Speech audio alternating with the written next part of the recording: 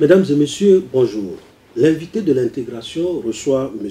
Abossé Akoué-Papo, directeur de l'économie numérique au département de développement de l'entreprise, des mines, de l'énergie et de l'économie numérique que nous connaissons sur le nom de DEMEN.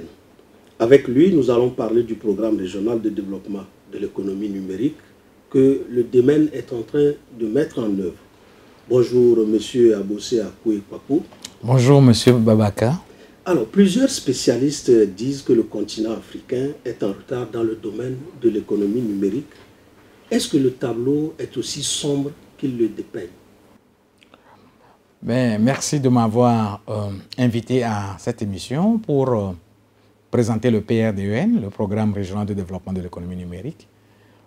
Pour répondre à votre question, je dis oui, le tableau n'est pas si sombre que ça.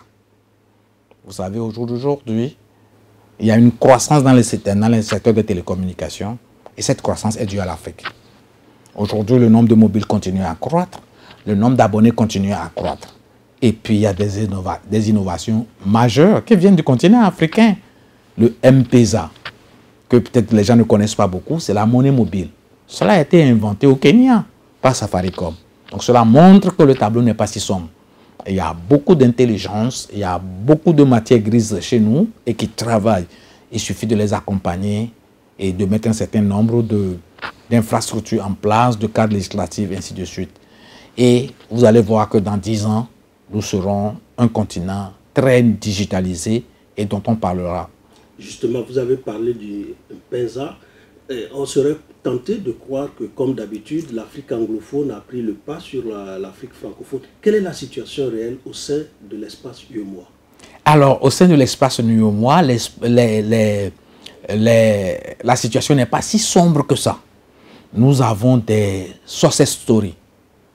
Par exemple, la digitalisation de la demande de visa au Bénin.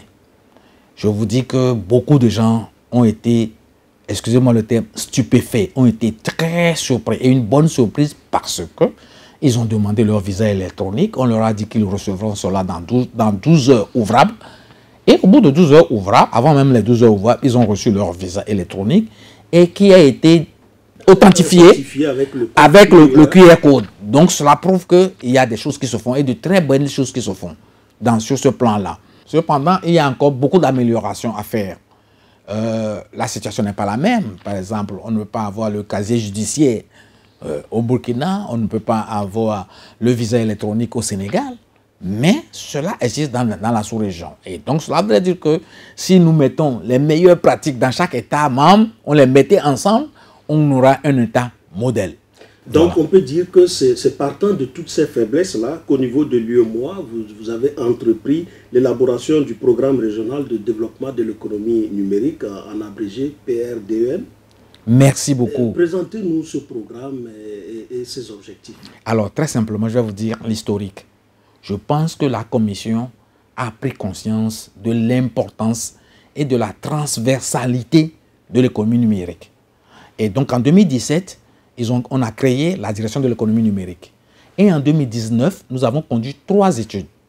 Une étude sur l'évaluation des infrastructures, les connexions au niveau des frontières et les liaisons manquantes. Ça, c'est la première étude. La deuxième étude, c'est sur le cadre législatif et réglementaire. Vous savez, c'est un secteur qui évolue très vite et il faut s'adapter. Troisième étude, c'est sur les usages numériques et les politiques nationales en matière d'utilisation de masse du numérique. Et sur ces 3 études, les constats est clair. Il y a des lacunes. Je vous donne un exemple très simple. 90 à 95% du trafic Internet passe par les câbles sous-marins. Donc, quand on parle de câbles sous-marins, donc voilà, les 5 pays côtiers ont chacun un câble sous-marin. Et donc, les 3 pays de l'Interland doivent aller chercher le câble sous-marin au niveau de la côte. Et donc, ce sont des routes. On parle des routes comme on parle dans le transport. Et donc, ces routes doivent être sécurisées. Ce n'est pas le cas aujourd'hui. Et donc, en supposant, comme le disent les journalistes, les juristes, ce n'est pas extraordinaire. Le Togo n'est pas disponible. Le Togo va envoyer son trafic sur le Burkina Faso. le Burkina Faso va envoyer le trafic au Niger parce que le Burkina Faso n'est pas directement connecté au Bénin. Et donc, le Niger va envoyer le trafic au Bénin. Donc, vous voyez qu'une petite perturbation au Togo entraîne des perturbations. Des perturbations dans plusieurs pays. Merci beaucoup, M. Babaka. Vous avez bien compris. Et donc, voilà une des grandes conclusions. Et donc, nous avons, à l'issue des 3 études, nous avons élaboré 3 notes conceptuelles pour mettre en œuvre les conclusions des 3 études. Et pour rechercher des partenaires. Et Dieu aidant, nous avons rencontré la Banque islamique du développement qui nous a recruté un consultant et nous avons écrit le programme régional de développement de l'économie numérique, PRDEN. Alors, ce programme comprend 5 axes stratégiques et il est complet, il prend tout. Le premier volet porte sur le cadre législatif et réglementaire. Et il faut rassurer tous ceux qui veulent investir dans le secteur. Et le cadre législatif et réglementaire d'aujourd'hui date de 2006. Pour un secteur qui est innovant et qui évolue vite, c'est vraiment dépassé. Donc, nous avons élaboré un avant-projet. Une quinzaine d'années. Voilà. La deuxième composante concerne l'infrastructure. Ou bien, on n'a pas parlé d'infrastructure, mais on a dit accès des populations aux services. L'accès suppose 2 choses. Que l'infrastructure soit disponible. S'il n'est pas disponible, si vous n'avez pas le réseau, vous ne pouvez rien faire. Donc, la disponibilité. Et la deuxième chose, le réseau peut être disponible, mais vous ne pouvez pas y accéder parce que c'est trop cher. Et c'est trop cher, on précise, par rapport à votre pouvoir d'achat. Ce n'est pas parce que on ne va pas dire que les opérateurs taxent trop cher, non. C'est par rapport à votre pouvoir d'achat. Et donc voilà. Et la 4e composante porte sur les usages numériques. Alors, il y a beaucoup à faire. Sur ce plan, l'étude montre que vraiment on utilise très peu les usages numériques. Je vous donne un exemple. C'est quoi les usages numériques pour nos téléspectateurs? Alors, très simplement, je vais vous dire. Vous avez perdu votre carte d'identité. Vous voulez refaire une autre carte d'identité. Comme la carte d'identité que vous avez est valable, on va vous dire, faites une déclaration de perte. Vous allez perdre 4 heures à la mairie pour faire votre déclaration de perte. Mais au jour d'aujourd'hui, rien ne s'oppose à ce qu'on digitalise ce service. Vous faites votre déclaration en ligne, vous montrez les preuves, vous envoyez, on établit votre déclaration de perte, on l'identifie par un QR code et on vous le dépose. Important gain de temps. Merci. Important gain de temps, mais on parle de l'efficacité, de l'efficience. Si vous êtes payé 10 000 francs l'heure et que vous allez perdre 4 heures à la mairie, ça fait 40 000 qu'on soutient de votre salaire pour un truc qui coûte 50 francs, 500 francs. Vous êtes prêt peut-être à payer 2 000 pour qu'on vous livre et que vous puissiez faire voilà les usages numériques. Un exemple très simple. Je vais vous donner quelque chose qui est extrêmement important. Le casier judiciaire. On en a toujours besoin. Bien sûr. Merci. C'est un document très important. Alors, on vous dit, vous devez aller là où vous êtes né. Merci. Si vous prenez les pays aussi vastes que le Niger, que le Mali, vous pouvez vous taper 1500 km pour aller vous faire établir un casier judiciaire. C'est ce qui se pose un problème. En juin 2017, un citoyen burkinabé a dépensé 36 000 francs. Il a passé 36 heures dans les transports publics et il a perdu près de 12 heures de temps pour se faire établir un casier judiciaire. Ce qui n'est plus possible, ce n'est pas acceptable, puisque l'exemple existe dans la sous-région. Au Bénin, et à l'ère du numérique, ce n'est plus possible. Au Bénin et au Togo, cela se fait. Pourquoi ne le faisons pas nous au Burkina Faso et dans les 8 États membres? Donc voilà un peu les usages numériques. Et donc voilà la 3e partie. Et la dernière partie, c'est vraiment l'innovation et le développement de la recherche. Et sur ce plan, le secteur est porté par la recherche, l'innovation. L'exemple que je vais vous donner dans notre secteur est le téléphone mobile. Le téléphone mobile, à l'origine, on ne savait que parler. Mais M. Babakan, combien d'heures vous parlez aujourd'hui à parler sur votre téléphone? Aujourd'hui, c'est un ordinateur. Merci. Aujourd'hui, c'est un ordinateur. Et ce n'est pas fini. Aujourd'hui, c'est une caméra. J'ai rencontré des gens qui disent qu'ils filment avec leur appareil photo. Ils l'envoient directement au studio. On diffuse. Parce que la qualité est très bonne. C'est un appareil photo. Donc, vous comprenez qu'au jour d'aujourd'hui, votre téléphone est devenu... C'est un bureau en bureau. Merci. Et donc, en 20 ans, vous voyez ce que c'est devenu un téléphone. Pratiquement, on ne parle plus sur le téléphone, mais il y a plein de choses qui se font. Donc, voilà. Et comme je l'avais dit, M-Pesa, c'est ça, c'est des choses comme ça qu'il faut développer. Et donc, voilà, un peu grosso modo, présenter les quatre axes stratégiques du programme. Alors, à vous entendre, c'est un programme très ambitieux. Aujourd'hui, on parle de 121 milliards pour financer la mise en œuvre de ce programme. Quelle est la stratégie de mobilisation des ressources quand on sait que c'est le nerf de la guerre? Alors, comme vous l'avez dit, c'est 121 milliards. C'est un programme très ambitieux et nous comptons approcher les bailleurs de fonds. Déjà, nous avons approché la Banque islamique de développement. Nous avons signé une convention avec la Banque ouest africaine de développement, la BOAD, pour accélérer la transformation digitale dans l'espace. Ça fait 2 points. Nous avons approché également l'Union européenne. Nous avons approché la Banque mondiale. Nous avons approché la Banque africaine de développement qui ont une oreille attentive à notre requête. Alors, je peux vous dire qu'il y a d'autres partenaires qui s'intéressent. Tous ceux qui sont dans la décentralisation, par exemple. Parce que dans le programme, il y a extrêmement de choses qu'on veut faire. Nous voulons revoir le cadre législatif et réglementaire. Et comme je l'ai dit, nous allons construire 9 liaisons de secours pour secourir les routes qui mènent aux câbles sous-marins.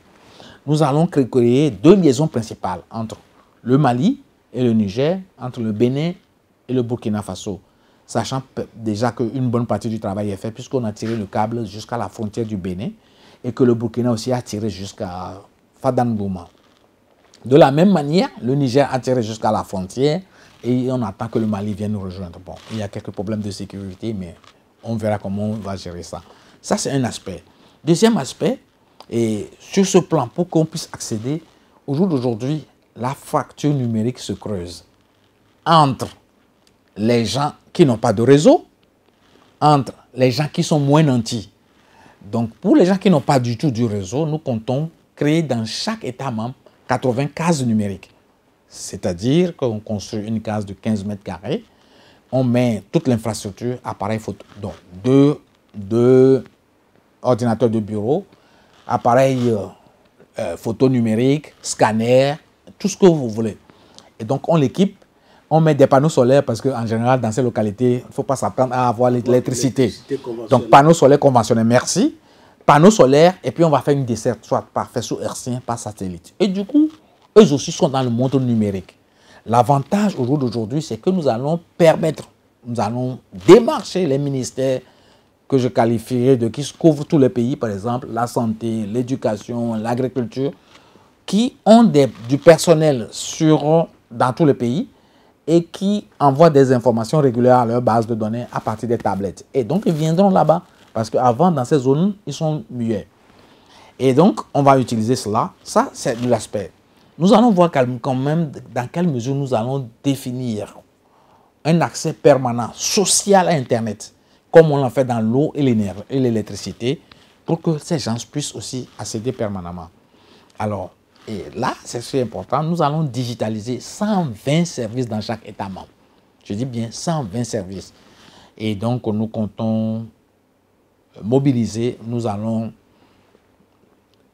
au cours du mois de décembre, nous allons organiser un atelier pour déjà commencer à sensibiliser. Au mois de décembre 2022. 2022.